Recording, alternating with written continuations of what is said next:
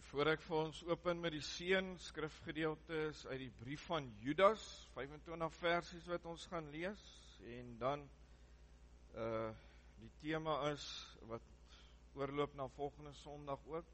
So ons gaan vandag net die een gedeelte van die brief van Judas doen, is 'n gees van onderskeiding, en dan het ek vers 19 as die tema vers, en ek het die ou vertaling daar gebruik. Julle sal bietjie later sien hoekom. Dit is hulle wat skering maak, sinnelike mense, wat die gees nie het nie. Net soos jy daar sit, kom ons buig ons hoofde. Groot en wonderlik is u werke, Here God, Almagtige, regverdig en waaragtig is u weë, o Koning van die heiliges. Wie sal u nie vrees nie, Here, en u naam nie verheerlik nie? Want u alleen is heilig, want al die nasies sal kom en voor u aanbid, omdat u regverdige dade openbaar geword het. Geliefdes, genade en vrede vir julle van God, ons Vader, en die Here Jesus Christus, deur die kragtige werking van die Heilige Gees. Amen. Nou, soos ek gesê het, my skriflesing is in die Nuwe Testament, is uit die brief Judas, is net een, is eintlik 'n hoofstuk, en mens kan dit dalk maar 'n hoofstuk noem, maar hy bestaan nie uit hoofstukke nie. Dit is net 25 versies, is 'n baie interessante skrifgedeelte hierdie, maar voor ek vir ons voortgaan met die voorlees uit die Bybel uit, en met die prediking, kom ons buig ons hoofde. Here, ons staan en sit vanoggend in diepe afhanklikheid van u en u kosbare woord. Here, my gebed vanoggend is, Here, dat u deur die Gees, soos u reën gee vir die aarde, Here, soos die mens en dier en plant nie sonder water kan voortbestaan of kan lewe nie, want so afhanklik is ons van water, Here, so afhanklik is ons van u. My gebed is, Here, dat u een en elkeen vanoggend met u woord en u Gees sal aanraak. Ons ore en ons oë oop sal maak ook vir u woord, vir u kosbare woord, Here, want dis die kosbaarste ding wat ons het buiten u en die ewige lewe wat ons as u kinders het. U sê ook in u woord dat die wet in u woord nooit sal vergaan nie, maar dat dit daar is, omdat dit nie menslike woorde is nie, wel geskryf deur mense, maar geïnspireer deur u, o Gees van God, die lewendmaker van ons lewens. Dankie daarvoor, Here, in Jesus naam, amen. Judas, 'n dienaar van Jesus Christus en 'n broer van Jakobus, aan die vir wie God die Vader geroep het, wat hy liefhet en deur Jesus Christus bewaar, mag barmhartigheid, vrede en liefde in oorvloed aan julle geskenk word. Geliefdes, ek was van plan om aan julle te skrywe oor die verlossing waarin ons almal deel het, maar nou voel ek verplig om julle met my brief aan te spoor om te stry vir die geloof wat eenmaal oorgelewer is aan die wat God vir hom afgesonder het. Die rede hiervoor is dat sekere mense ongemerk julle geleedere binnengedring het, goddelose mense wie se veroordeling lank reeds vasstaan. Hulle misbruik die genade van ons God. Hulle gebruik dit as dekmantel om losbandig te lewe, en hulle verwerp ons enigste meester, die Here Jesus Christus. Al weet julle al hierdie dinge, wil ek julle daaraan herinner dat, hoewel die Here eenmaal sy volk uit Egipte verlos het, het hy tog daarna die wat nie geglo het nie, laat omkom het. Dink ook aan wat gebeur het met die engele, wat hulle nie binne hulle eie magsgebied gehou het nie, maar hulle aangewese woonplek verlaat het. God het hulle met onbreekbare kettinge gebind, en hou hulle in die duister dieptes vir die oordeel van die groot dag. En dink ook aan die mense van Sodom en Gomorra, aan die stede rondom hulle. Net soos hierdie engele het hulle onsedelike dade gepleeg, en omgang gesoek met vreemde wesens. As waarskuwing vir almal word hulle nou gestraf met die vuur wat ewig brand.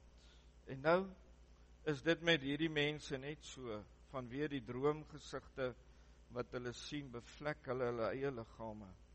Verwerp hulle die gesag van die Here en beledig hulle die hemelwesens. Nie eens die aartsengel Michael het so iets gedoen nie, toe hy met die duiwel gestry het oor die liggaam van Moses.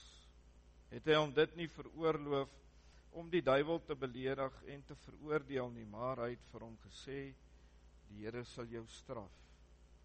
Maar hierdie mense praat lasterlik oor dinge waarvan hulle geen kennis het nie. Hulle is soos verstandlose diere. Al waarvan hulle kennis het, is hulle natuurlike drange en juis dit is hulle ondergang. Verskriklik sal hulle lot wees, want hulle dieselfde pad as Kain geloop. Vir geld het hulle dieselfde bedrog as Biliam gepleeg. Soos Korag het hulle opstand gekom en dit was hulle ondergang. Hulle besoedel julle liefdesmaaltye met hulle skaamtelose uitspattighede en sorg net vir hulle self. Hulle is wolke wat geen reën bring nie en deur die wind verby gewaai word. Hulle is bome wat selfs laat in die seisoen nog geen vrugte het nie, wat ontwortel en morsdood is. Hulle is woeste golwe van die see. Hulle laat hulle skande so skuim opspat. Hulle sterre wat uit hulle baan geslinger is, God hou vir hulle plek gereed in die duister dieptes, waar hulle ewig sal bly. Dit is oor hierdie mense dat Henog, wat van die 7de geslag na Adam was, geprofeteer het. Hy het gesê, kyk, die Here kom met sy duisende heilige engele, en hy sal oor almal oordeel. Hy sal al die goddeloses, al die sondaars straf, oor al die goddelose dinge, wat hulle in hulle goddeloosheid gedoen het, en oor al die lasterlike dinge, wat hulle teen hom gesê het. Hierdie mense kla gedurig, en is altyd ontevrede met hulle lot.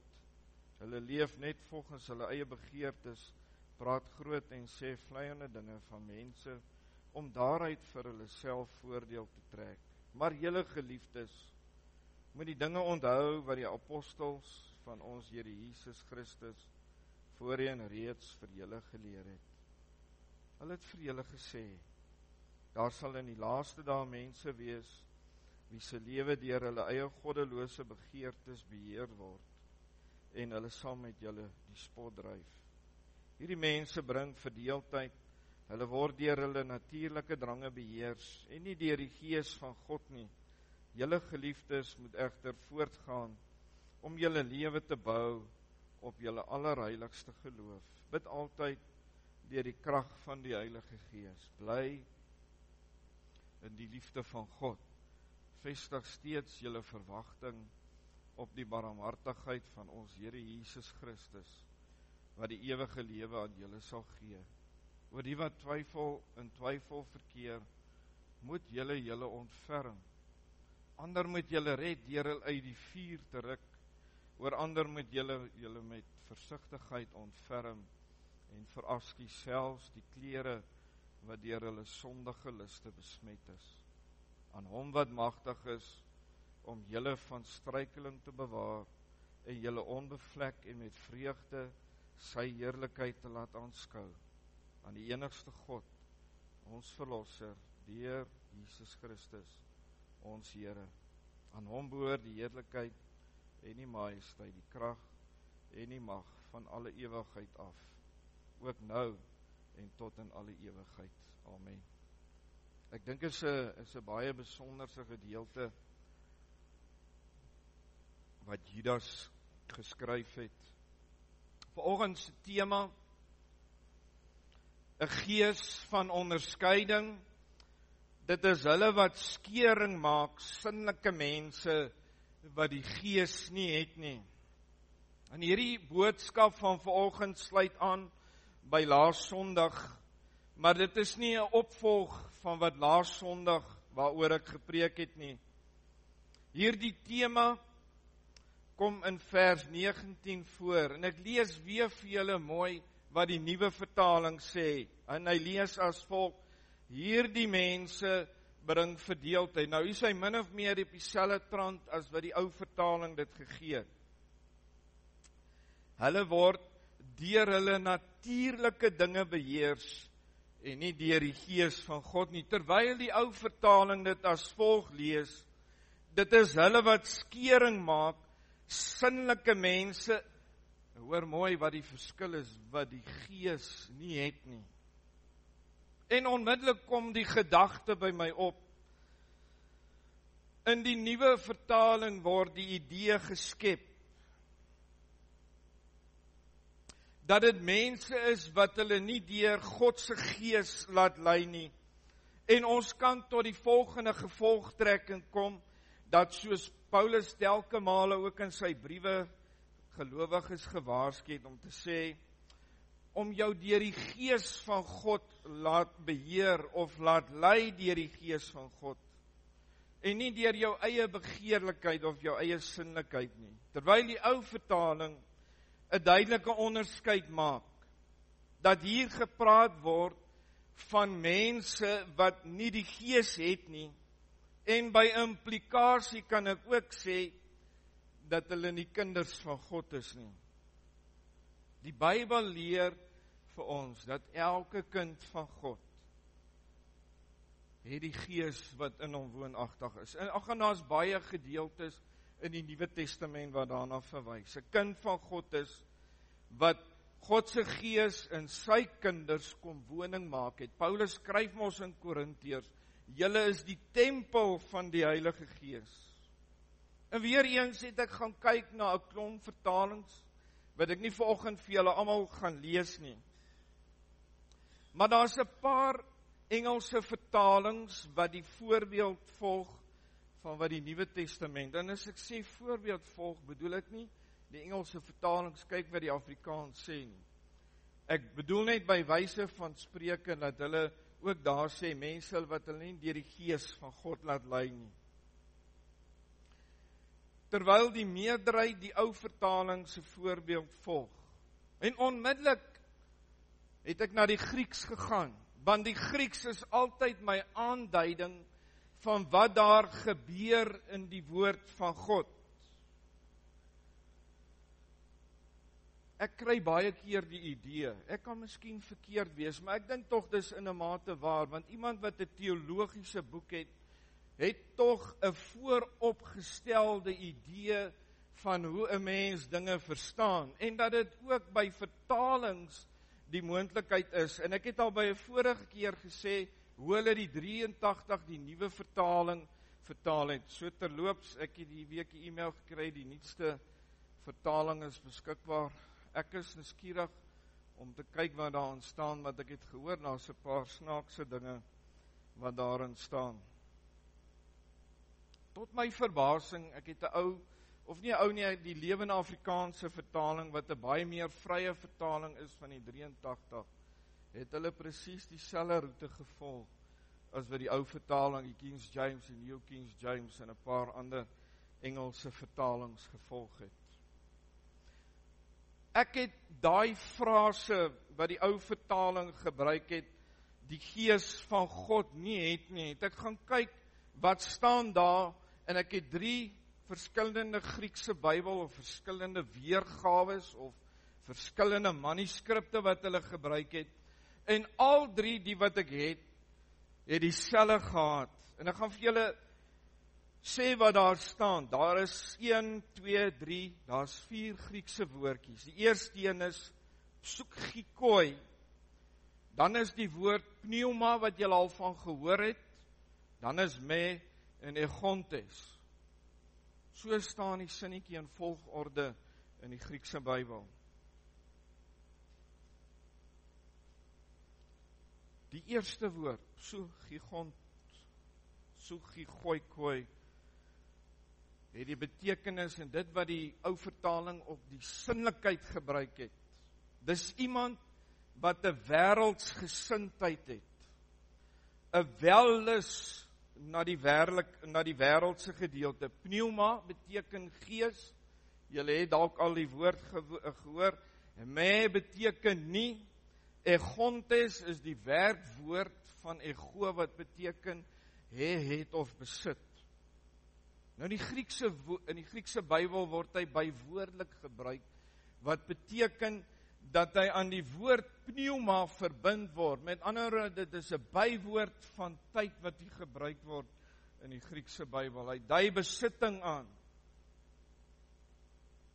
En ek het gaan kyk wat beteken die woord sinnelik, want dit is nie 'n algemene woord nie.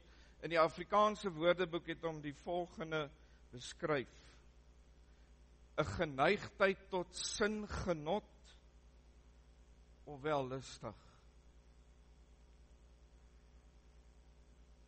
Ons weet wat beteken wellustig. Dis om jouself oor te gee aan jou eie begeerlikhede, om in wellus om te gaan met dit waarna jy neiging het. Judas, die broer van Jakobus, staan daar in eerste vers.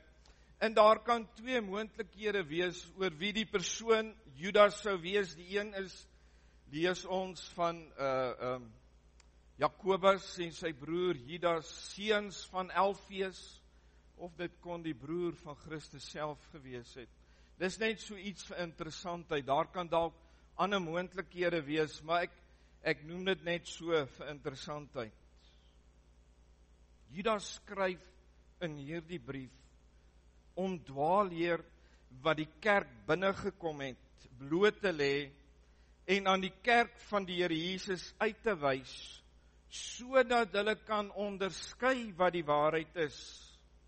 Nou ons leef ook in hierdie dag, ons leef ook in hierdie tyd, waar daar geweldig baie groeperinge is. Ek dink vir die afgelope paar, of hierdie 100 jaar, dink ek het daar meer groeperinge in predikers, in kerke. Ek het al kerke met die naam van gesien, die Trinitariese kerk, wat maar net 'n naam is vir die drie-eenheid. Trinitaris beteken 3.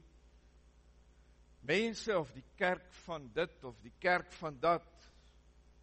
Mens skryf verskillende van hierdie ding, verskillende predikers, selfs mense, ek het gehoor in Amerika, veral nou met die verkiesing wat in Amerika, hierdie ou se profeet, daai ou se profeet, en die ou spreek dit, en hy spreek dit. Julle weet nie, ek wonder of mense regtig weet wat se profeet. Want ek dink daar's weinig sulke goed vandag in ons tyd. 'n Profeet, as ek God se woord vat, is 'n man van God, wat opstaan in sy tyd, oor die verkeerdheid. Gaan lees al die profete in die Ou Testament, gaan kyk wat het hulle gedoen.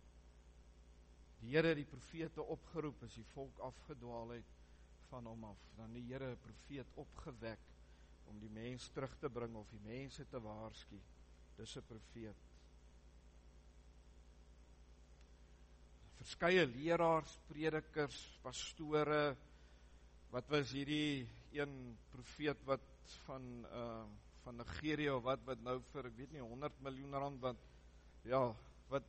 soveel geld verduister en op die ouene nou teruggevlug het na sy eie land. Mense wat die woord van God gebruik om dinge uit te byt.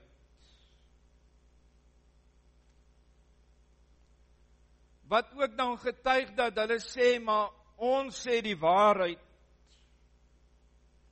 En sê dat hulle die waarheid bring. Judas maak baie duidelike onderskeiding tussen hulle wat God geroep het, vers 1, en hulle wat ingesluip het, of die nuwe vertaling sê, binnengedring het in vers 4. Ek wil graag ook in hierdie 2 weke die terme gebruik soos skape of bokke. Ek as die boek Openbaring praat wat van die Here gaan die skape en die bokke van mekaar skei. Nou die bokterm en die skaapterm is Ou Testamentiese term. Die skape gewees is hulle wat die herder se stem ken, en dan die bok is dit wat die Israeliete gebruik het, wat hulle, ek weet nie hoeveel tyd gedoen het, maar hulle het 'n bok gevat, en dan het hulle offer gebring, en dan het hulle die offers en die sondes wat bely reggemaak is by die altaar, het hulle alles op hierdie bok gesit, en dan het hulle hierdie bok hierdie arme bok in die woestyn ingestuur. Hy was dan die sondebok gewees. Dis waar die term ook vandaan kom. Gered, ongered, saligheid of nie saligheid nie. By 'n latere geleentheid, ek dink dalk nader die 2de of die 3de een van hier af, wil ek baie graag praat oor mense, predikers, mense wat mense baie graag na luister, en selfs van die mense se boeke koop. En ek wil baie graag vir julle uitwys wat die mense sê, nie wat ek sê nie, wat hulle sê. En dan wil ek vir julle sê, hoekom is dit nie? Hoekom is dit nie waar nie? Hoekom is daar baie mense, die Here Jesus het gesê, pas op vir die mense wat wolwe is, wat in skaapklere rondloop. Judas het dit reeds hier in die begin van hierdie brief, het hy dit genoem. Om fisies te wys wat hierdie mense gesê het. Hoekom wil ek dit doen? Want die tyd waarin ons leef, sien ek baie keer dat mense hoor wat 'n ander een sê, of ons hoor iets moois. Nou neem ons aan, dit is die waarheid wat daardie persoon doen. Mense het 'n gebrek aan 'n gees van onderskeiding. Paulus het tog geskryf in sy briewe wat hy gesê het, ondersoek hierdie dinge, of dit wat was Johannes gewees, ondersoek hierdie dinge, of dit wat ek sê wel die waarheid is.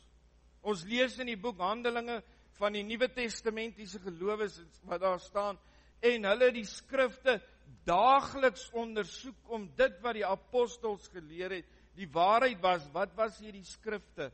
Dit was nie Matteus, Markus, Lukas, Johannes, Handelinge, Romeine, dit was nie dit nie.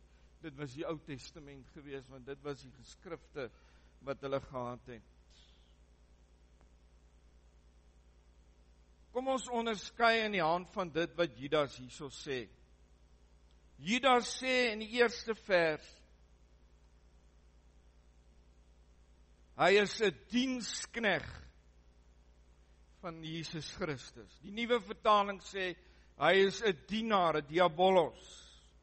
Wat beteken hy's 'n volgeling?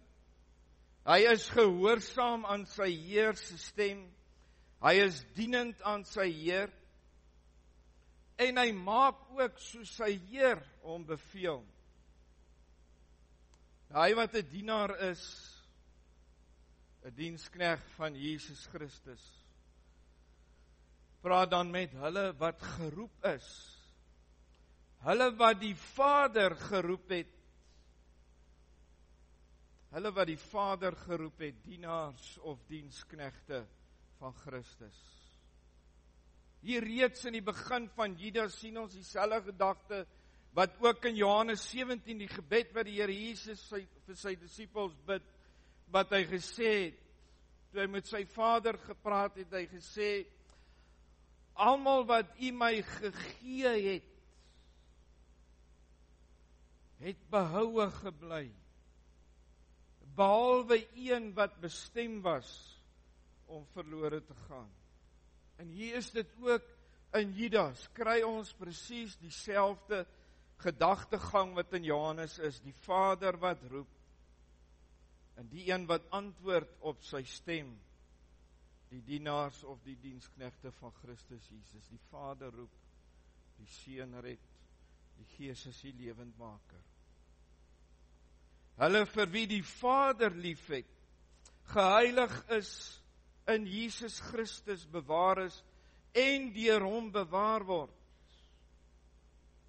Dan seën Judas die kinders van God, sy kerk, hulle wat verordeneer is tot die ewigheid.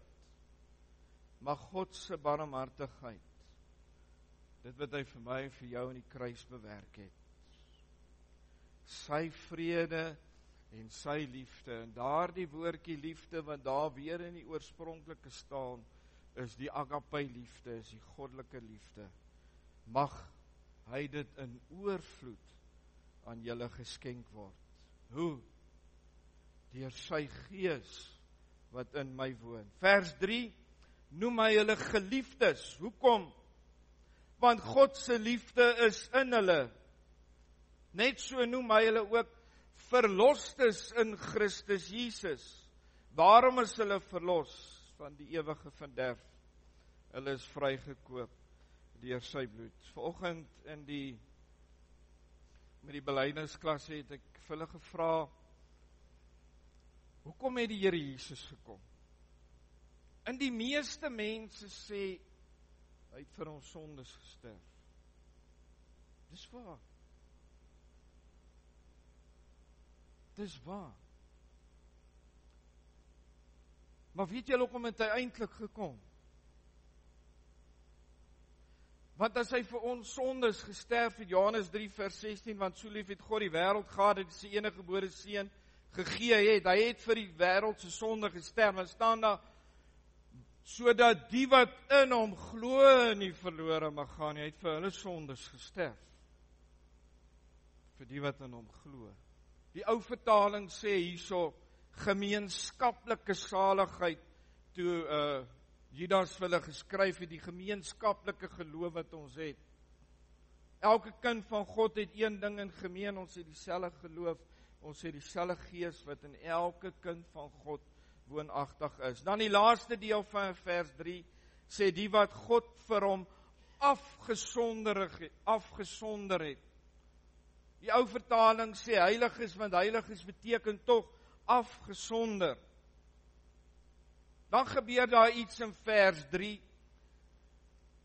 wat die noodsaaklikheid in Judas opgewek het, 'n bekommernis by die geloofsgemeenskap. Iets wat die geloofsgemeenskap binnengedring het.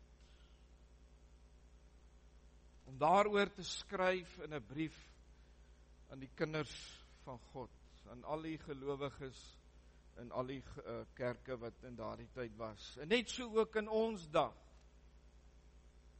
Want reeds van die begin van die Nuwe Testament was daar dwalinge gewees. Ons kan dit in die Ou Testament, kan ons dit ook gaan lees.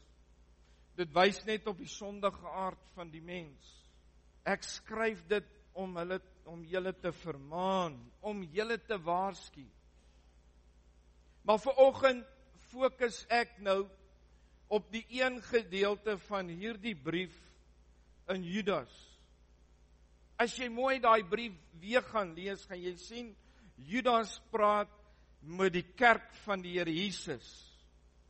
Saam met dit praat hy en waarsku vir hulle teen die valse leraars, valse profete, valse predikante, wat ook al, waarsku hy hulle teen, en dan's daar 'n gedeelte wat Judas hierdie dinge bespreek, wat hy hierdie dinge vir hulle skryf. 'n Volgende Sondag wil ek daarmee aangaan, maar ons gaan fokus vandag op kinders van God. Vers 17, maar julle geliefdes moet die dinge onthou wat deur die apostels van Jesus Christus voorheen reeds aan julle geleer is. Wie was die apostels gewees? Ek weet nie wie van julle het al gehoor van die kerk van die apostels, of ek dink in die ou apostels praat hulle ook van priesters en die apostels, maar as jy die Bybel mooi gaan kyk, bestaan die ampt van die apostels vandag nie meer nie. Daar is nie meer so iets soos 'n apostel nie.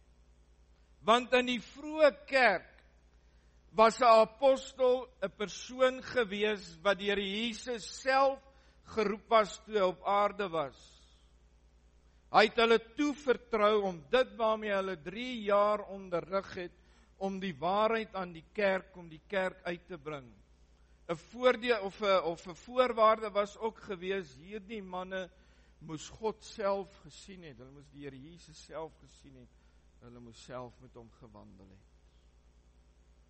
Hulle dit wat hierso in ons boek opgeteken is, het hulle deur die Gees geïnspireer, het hulle vir ons kom opteken. Alles wat ons nodig het, die apostelskap of die ampt van die apostelskap, bestaan nie meer vandag in die kerk nie. En ons het dit nie meer nodig nie, want God het dit eenmalig gegee.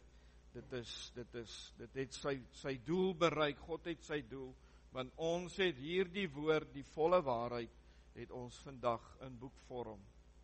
Sodat hulle, wanneer hy nie meer daar is nie,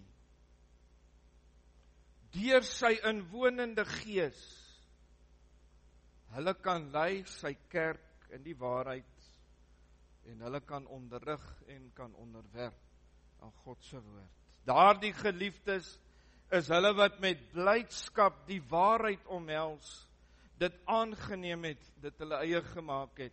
Vers 18 het juis dan die apostels die kerk van die Here Jesus gewaarsku. Daar sal mense wees, spotters van die waarheid, hulle wat nie met die volle waarheid omgaan nie. Daardie mense sal met hulle eie goddelose begeertes omgaan en dit vir die waarheid voorhou. Dis wat hier bedoel word. Hulle spot met die waarheid. Is 'n halwe waarheid. Hulle minag die waarheid. Gee hulle opinie as die waarheid. Hoekom? Want die waarheid kan nie in hulle wees nie. Vers 20, maar julle geliefde kinders van God, wat die waarheid binne jou het, moet dit opbou deur julle allerheiligste geloof. Geloof wat hy in elke kind van God geskenk het. Ek glo nie in God, omdat ek self glo nie, ek glo in God, omdat God my die genade en die geloof gegee het, om te kan glo.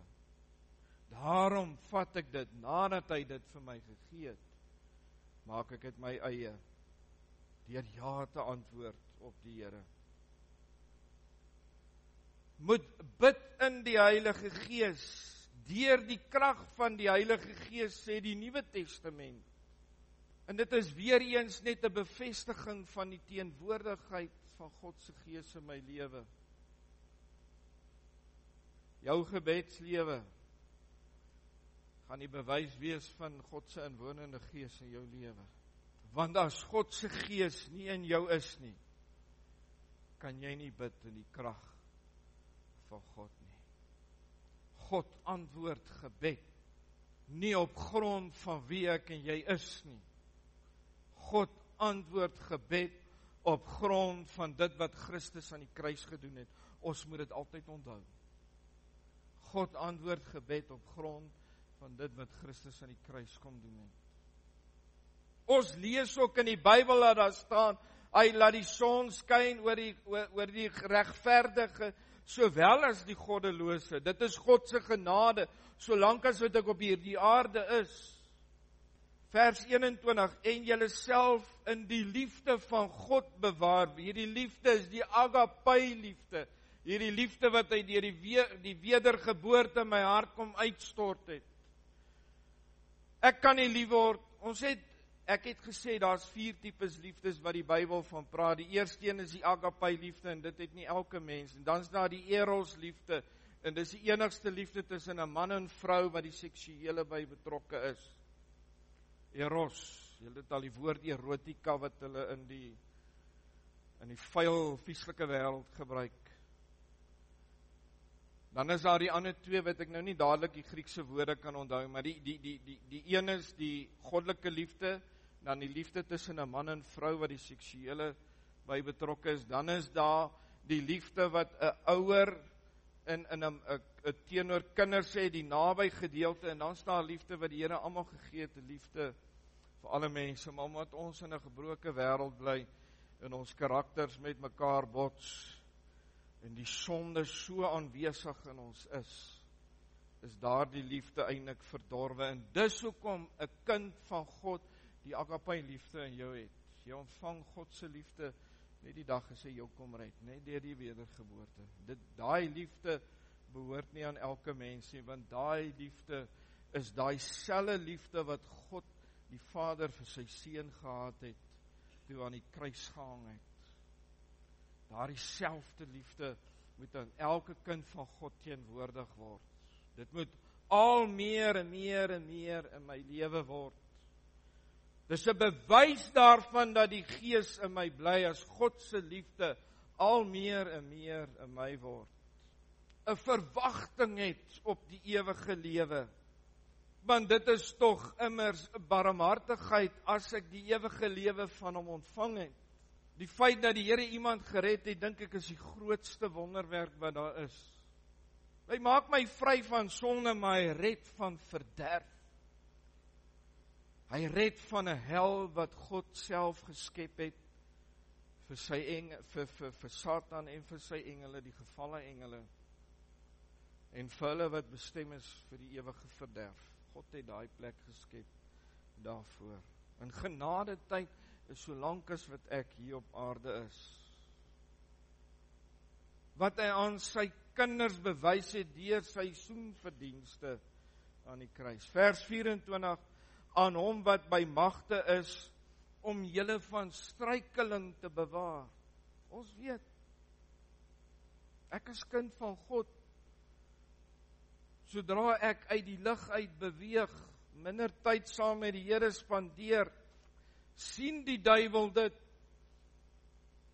En die duiwel kom plant listige gedagtes in my kop. Hierdie dinge wat so skielik in my kop opkom, is die goed wat jy dink nie, is die pile van die vyande wat in jou gedagte wêreld. Daarom skryf Paulus ook, hy sê, neem elke gedagte gevange in die naam van die Here Jesus. Dan sê hy verder, en breek elke skans af. As jy naby aan die lig wil leef, ek sê dit baie en ek sal dit nie ophou sê nie. Ek sal ook nie ophou bekering preek nie, want dit gaan niemand skade doen nie. Inteendeel. Dit gaan mense deur die genade van God se geestelike oë en ore open. Soos wat ek vir 26 jaar, 18 jaar van my lewe in 'n pastorie groot geword het. En 'n volgende verdere 8 jaar eers besef wat God in my lewe kom doen het. Hy wat die goeie werk in jou begin het, sal dit volëindig. Dis hoekom ek sê, ek gebruik die term gered of nie gered nie. Vers 23 is nog 'n bewys van God se kindskap. Hierdie brief wat Judas aan die gemeentes oor die algemeen geskryf het, is 'n ryk en 'n diep 'n briefie wat hy geskryf het. Gaan lees dit, gaan bestudeer dit. Hulle wat in vertwyfeling verkeer, skryf hy daarso vir hulle. Hy wat in vertwyfeling verkeer, moet ek gaan help op hierdie geloofspad. Dis hoekom ek die dag as ek nooit weer op 'n kansel kan staan, is die enigste dag wanneer ek sal ophou om vir mense te vra, is jou saak met God reg, is jou saak met God reg. Ek het dit seker al vertel in Pretoria, toe Tricia nog in Rosslyn gewerk het, was daar 'n groot kruising en robots so in by Rosslyn ingekom het. En daar het 'n swart man gestaan wat by die robot goed verkoop het. Ek het elke dag met hom oor die Here gepraat. Ek het vir hom naderhand hierdie All Nation Gospel Publishers aan Pretoria Wes van hulle traktaatjies in sy taal gegee. En eendag toe sien ek hom nie meer daar staan nie. En ek gewonder wat van hom geword het. En 'n hele paar maande later toe staan die man weer daar. Het hy heelwat gewig verloor. Hy was 'n redelike fris swart man gewees. Die swart man vertel vir my wat met hom gebeur het. Wat jy sien, hy het 'n vreeslike lewe, hy het 'n losbandige lewe gelei, het iets opgedoen. Die Here gebruik 'n traktaatjie om 'n swart man se hart aan te raak, en die Here verander daardie man se hart. En sal ek nooit ophou oor al die verhale in die studeerkamer of waar ook al, waar die Here, nie omdat ek goed is nie, omdat ek 'n dominee is nie, maar omdat die Here elke kind van God oproep tot hierdie opdrag, om daardie wat die prediking bring twyfel by mense, dis goed. Want eerder nou die twyfeling is eendag die dag wat jy jou kop neerlê En die twyfel is dan en dan is dit vir ewig te laat. Eerder nou die twyfeling.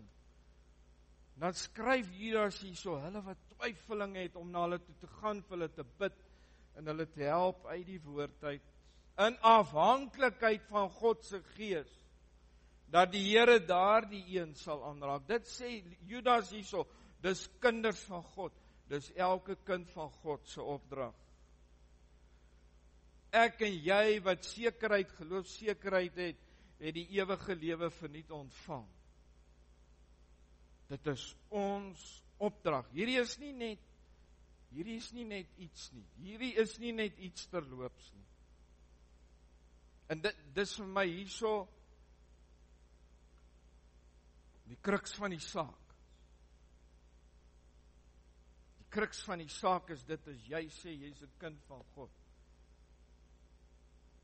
Maar jy vertel nie ander van die Here nie, jy lei nie ander mense na die Here toe nie, jy bid nie vir ander mense wat ongered is nie, dan moet jy begin vra oor jou eie godsaligheid. Want die idee word nie, Judas skep nie die idee dat dominees en pastore, dis hulle werk nie. Hy praat met sy kinders. Dis wat 'n disipel is. Hulle verkondig die evangelie. Die Here Jesus het gesê, 'n kers, 'n maat kan tog nie onder die maatemmer wees nie. Ons is die lig vir die wêreld, die sout vir die aarde. Maar as die sout laf geword het, hoe kan dit weer sout word? En ek het al die voorbeeld verduidelik van hoe hulle dit daardie tyd verstaan het. Hulle het nie in 'n winkel gegaan en 'n sakkie sout gekoop nie. Hulle het na 'n southandelaar gegaan wat sout uit rotse uitgekap het. En as hulle 'n stukkie sout van daai rots afkap, na 'n tyd dan word daardie sout laf. En dis dieselfde in ons as kinders van God se lewe. As jy van die lig af weggaan, as jy afdwaal van die lig, gaan die sout laf raak. Die sout gaan nie meer sout wees nie, die sout bly sout in wie jy ingewortel is. Hulle is draers van die waarheid. Hulle die waarheid lief en die waarheid sal hulle vrymaak. Nie omdat jy dit in jouself het nie, want van nature is ek en jy as mens nie daartoe in staat nie, maar omdat sy gees in my woon, daarom is ek in staat om as kind van God in die lig te lewe. En as ek afgedwaal het, dan sal God se gees na my toe kom en met my praat oor dit. En wat ook waar is, wat ek ook al geleer het, is dit hang af waar mense ook in hulle geestelike lewens is. Baie mense is dalk nog babas in hulle geloof, of jong mense in hulle geloof. Weinig kom tot geestelike volwassenheid. Kind van God, weet jy hoekom het jy groei tot geestelike volwassenheid? Daar's net een rede. Jy is nie daar vir jouself nie. Christus het alles gegee vir my en vir jou. Jou oogmerk as kind van God is om geestelik volwasse te word. Hoekom? Sodat jy ander wat nog nie geestelik volwasse is, kan lei en kan help in sy gloei, in sy geloof. Sodat hy of sy ook tot geestelike volwassenheid kan groei. Want ons is hier nie vir onsself nie, ons is koninkrykswerkers. Ons is hier tot eer van God, ons is hier om God se koninkryk uit te bou. Daar is geen ander ding nie. Ek sê selfs vir julle jonges op skool, selfs vir julle jonges by die werk, ons ouer mense, ons kan hierdie ding nie nalat nie. Ons is disippels van die lig. Ons is die sout vir die aarde. Judas het dit so mooi gestel. Om hulle wat in vertwyfeling verkeer, om hulle te help. Dan staan daar ook om selfs hulle wat bestem is vir die vuur, uit die vuur te ruk. Die duiwel het net een oogmerk. Lucifer is reeds geoordeel. Lucifer se oordeel gaan nie verander nie. Dit sê die Bybel vir ons baie duidelik. In die finale oordeel in die boek Openbaring gaan hy en sy gevalle engele en hulle wat bestem is vir die ewigheid, dink is Openbaring 7, gaan hy God kom, gaan hy hulle gevangene neem en hy gaan hulle in die poel van vuur gooi wat hy geskep het, wat hy gemaak het. My en jou plig as kind van God is om die Here by die troon van genade vas te hou vir daardie wat sy lewe brand alreeds ryk na brand hier op aarde. Dat ons in die bres sal staan sodat hulle ook genade mag vind. Amen. Kom ons buig ons hoofde. Here Jesus, dankie vir u kosbare woord.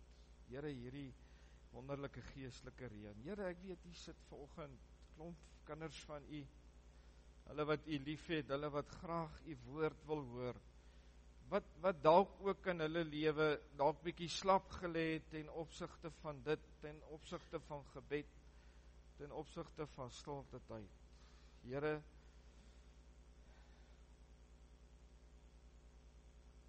u sê in die woord, u sê in Johannes 15, sonder my kan julle niks nie. Here, ons kom in absolute erkentenis en sê, Here, dis waar. Ons kan niks sonder u doen nie.